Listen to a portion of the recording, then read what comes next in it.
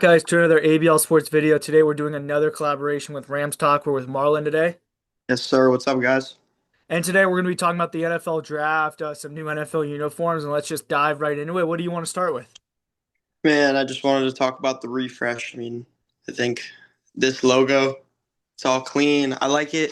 A lot of people have some negative comments on it, thinking it's just like it was unnecessary, which I can understand, but I think it's good to have a new like polished look, especially since like sports is just getting more modern, like the appeal in every way, like whether it's basketball, baseball, like it's all getting more modern in its own way. So I think it was time to move on, and I think it's a good change. It's solid. They're not doing too much.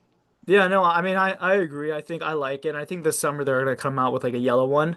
Because I mean, they have two more. I don't think. Alternates. Yeah, they don't have a pot. They don't have another alternate color besides yellow. Um, so or gold, like whatever their technical color is. But yeah, no, I don't mind it. I like it. I mean, their uniforms will forever be iconic because they won a Super Bowl in them. I have a Hmm. feeling this year they're going to win a second Super Bowl in them. But yeah, so I just think if you win a Super Bowl or a championship in a jersey, like for example, like the Cavs, they won a championship in the jersey sleeves, and those were one of the most Yeah, interesting uniforms I've ever seen. I personally liked them. I love I them. liked him too, but like when you think about that, when you think about what do you think about? Like you think about the block on Yeah. Iguodala. It's trippy, yeah. Blocked by James. Oh, go Lakers, man. Shout out to the Lakers and the Dodgers going to make a run. I know this guy's an Angels fan. Yeah. Sorry. I know. Funny enough about the Lakers, a video, well, it's out now. When we did our playoff predictions with Finn for the NBA, we both said like Lakers will take the Rockets to six.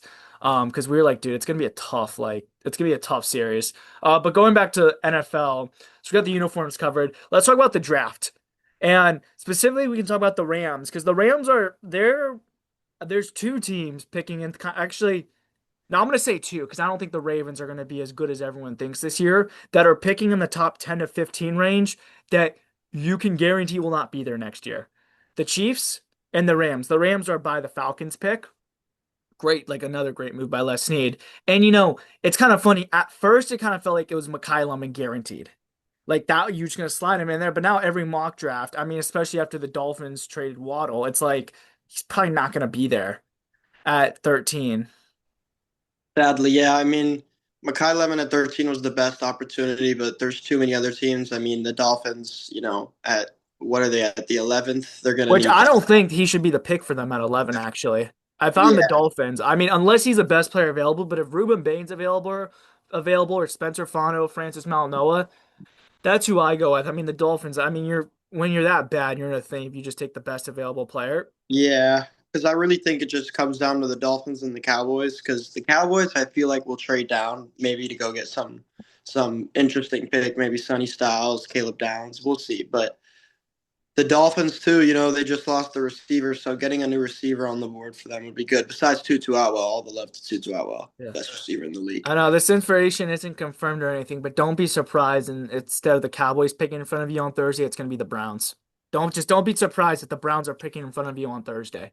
Um, or maybe the Cardinals. Hmm. Which the Cardinals would low-key wouldn't be good because you guys would have a similar need of offensive tackle. I mean, you know how I feel. I've made my opinion very public. I think you guys should get one of three players: Francis Malinoa, Spencer Fanu, or Monroe Freeling. Um, Yeah, I like Spencer. because he Francis can is play all five positions. He's like an Elijah Vera Tucker, well, who's now on the Patriots. Like he can play anything. yeah, and after losing Havenstein and having Warren McClendon step up to the plate, you're gonna have to have some big dog room right Yeah. there. And So even with Havenstein, I mean, when you guys never had to worry about your right side of the offensive line with Havenstein. never, yeah, and going at him with Whitworth too, it was a dirty combo, especially in that Super Bowl, and then backed by. It was just great. And now looking at this future O line, it's going to have to be good as Matthew Stafford apparently is having a lot of extension talks. So Oh yeah, so let's it actually might get be into too that more. too. So I think he has 2 more years left in him. I don't know if he's gonna play two. Actually, I think he probably has 2 to 3 more years that he can play at like. I think one more year at a very high level and 2 more additional years that he can play and be a solid quarterback in the NFL. However, let's say the Rams win the Super Bowl this year, which they're the favorites they are, so it's not an unrealistic possibility. Um, do you think whatchamacallit? Stafford retires. I think this year, if Stafford retires, I think it would have to come down that they didn't reach a deal. I think if he signs an extension, which changed my opinion, I didn't think he was going to even think about another contract. I think they were just going to play out this year and see what happens. But since they're already talking extension, I could see him winning the Super Bowl this year and maybe playing another two. I could. I've only changed my opinion just because they're actually talking about these extensions. Before, I think Stafford would be done for sure after this year if they win it, especially if they win it. He's already got his MVP. He'd have 2 rings at SoFi. I mean, he's got his case clear for Hall of Fame. Well, yeah, and let's say if Stafford wins the Super Bowl, let's say the Rams win the Super Bowl this year, and Stafford, let's just assume performs as good as he did in the 2021 year they won the Super Bowl. Where does he rank all time? Because he's got an MVP now, and he would have 2 rings in this scenario. And in this scenario, I could probably guarantee you he wins Super Bowl MVP. Um, unless Puka has like a crazy game. But where does he rank? Because like if you think about it, Rodgers only has one, but Rodgers has 4 MVPs. Um, where would you rank Stafford in the all-time like? Because I think the top three are untouchable. The top three of like of Brady, Manning, Mahomes, those three I think are in their own tier now. Yeah, I think so too. But I think if we're going this generation, like Oh, this maybe generation, if that's a we're going different two tier. thousands and up, I'd put Stafford at like 7 or 8. You got Drew Okay. Brees, you got Aaron Rodgers, you got Tom Brady, Mahomes, you got Well, I mean, Eli Manning, Peyton Manning. Stafford versus Drew Brees. Drew Brees has one Super Bowl, 0 MVPs. I know it's a That's team true, but sport, I but don't like, know. I think I give Drew Brees a lot of respect because realistically, he could have had 2.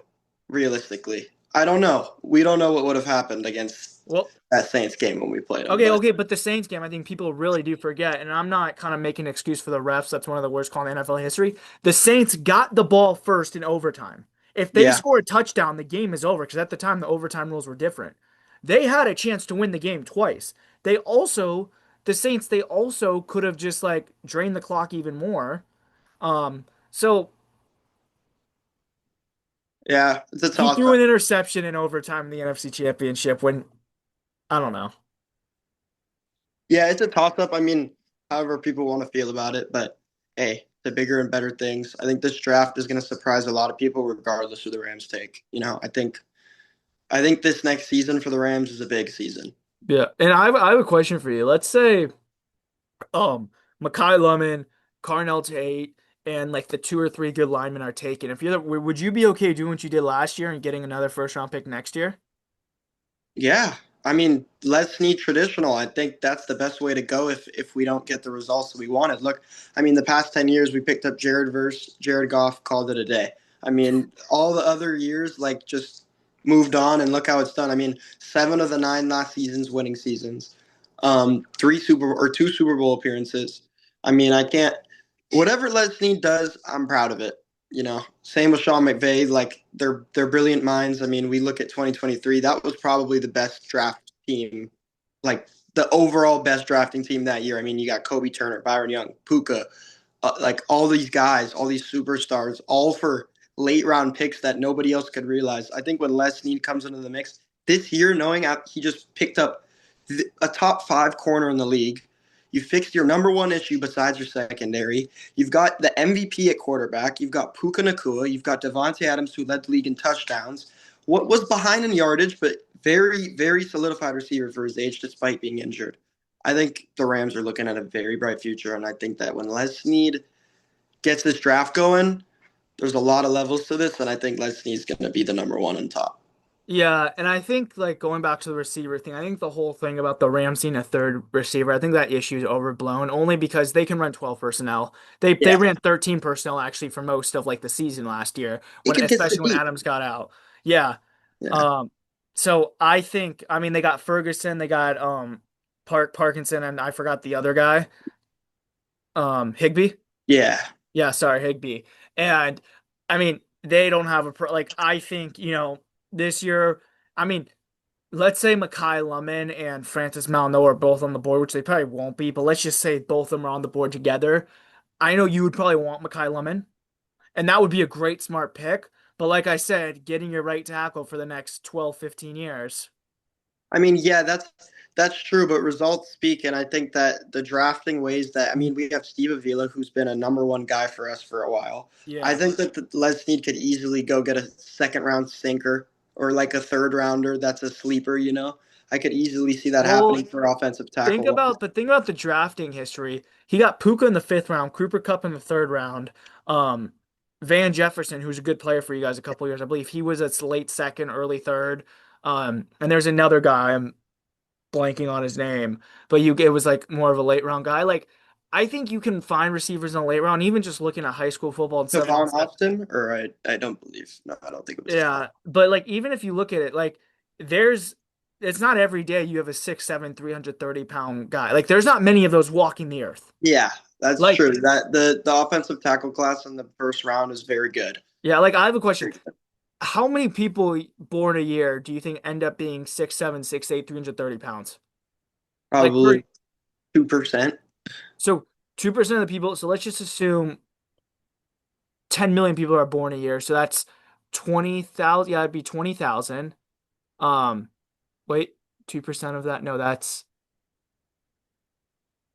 yeah, I think that is 20,000. Um, and then you whatchamacallit? Um, and how many of those are coordinated and can also like I don't know. I just think you go with the line, you get the line solidified. Or here's an interesting one. Let's say Jeremiah Love falls. And let's say he gets to about pick six, pick seven, pick eight. Like let's say because the Commanders, if he gets to seven, I think the Commanders would take him. Let's say he Hmm. gets to pick six. And you're able to call the Browns and you don't need to give up a first rounder next year for him like you would if you had to move up to three. You maybe just be able to give up a first and a second. We're taking that. I mean, yeah, the Rams. I mean, he is the most similar style to Todd Gurley we've probably seen in the past 5, 10 years. So I think definitely could fit a Sean McVay offense, but we'll see what happens. I think the Rams need to go target receiver or T, but Yeah, if I they think don't so get too, but I'm Jeremiah just Love, saying if he's there, if you have a chance at yeah, him, he'd be kind great. kind of like a couple like 2017 draft, like Marshawn Lattimore fell to the Saints at 11, and the Mhm. Saints were just like, yeah, we don't need a corner, but we just can't pass this guy up. Yeah. And he ended up being a all pro for them, making good money. Um, yeah, just going off like some other kind of trends in the draft, any kind of players, your kind of late round guys you like, or mid round guys, or just any other stuff about the draft you want to talk about?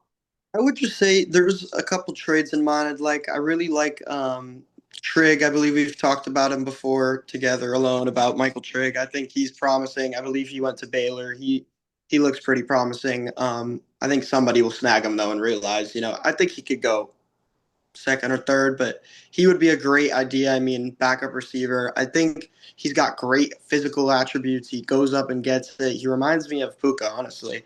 So we'll see what happens, but I could say probably him. I really like a Brian Thomas Jr. trade to the Jags. I really would like, honestly, if Lemon didn't fall and we wanted to give it up, trade 13, maybe your second round, see what they'd give up for BTJ. I know he had a little bit of an off year this year, but I think he's got some promising value, and he's a Tiger, so go LSU. I want to know who a guy I really like who's probably gonna be taking the third round that I think is gonna in these redrafts is gonna be a first round pick. Hmm. Kamari Ramsey, safety from USC. I Mhm. mean, he is. I mean, so he played at UCLA for 2 years, then transferred at USC for his final 2 years. I mean, he is good. I mean, he missed one game for USC this year, and it was the game against Illinois. USC couldn't tackle without him. Like he Yeah, was the leader of that defense for 2 years, and he's an absolute baller. And USC, I mean, Tauno Ufunga, Kalen Bullock, like they've put some safeties in the league, and I think Kamari Ramsey is going to be the next one. Um, I think he's a phenomenal player, and he's going to make a team very happy. yeah, he's definitely special. I don't see the Rams ever choosing safety though, Yeah. especially with their extensions, but definitely might get a backup corner in that second or third round. Because especially losing Roger McCurry, Kobe, all those guys. So we're gonna need a little bit more depth in that room. So don't be surprised if the Rams go out and get one in the second or third, especially a sleeper. I mean, the Rams. I don't even want to ramble on about their draft capability, but I could see the Rams doing very good this year drafting wise, or I could see them trading away the first and shocking some people, or trading down, like you said, to the Browns, making a call. Who knows? I don't know if I'd really like to see a Jeremiah Love run scheme, especially knowing that the passing talent is here this year. or the receiver talent is here this year. So that would be more of a high expectation that I would like to see from Los Angeles, especially Carnell Tate, Kai Oh, Lemon. he If they is wanted to, phenomenal.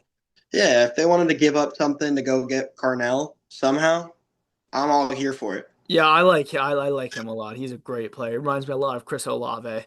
Hmm. Um, but yeah, anything else you want to talk about before we end this video? The future of the Rams. I mean, we'll see. I like to say that the Rams were going to target Ty Simpson at 29, but we know what happened. We got McDuffie. So just moving on to see with the extension, and I guess we'll continue on from there because it's really just all up to Stafford. Yeah, no, it is. And last year when it was up to him, it performed pretty well.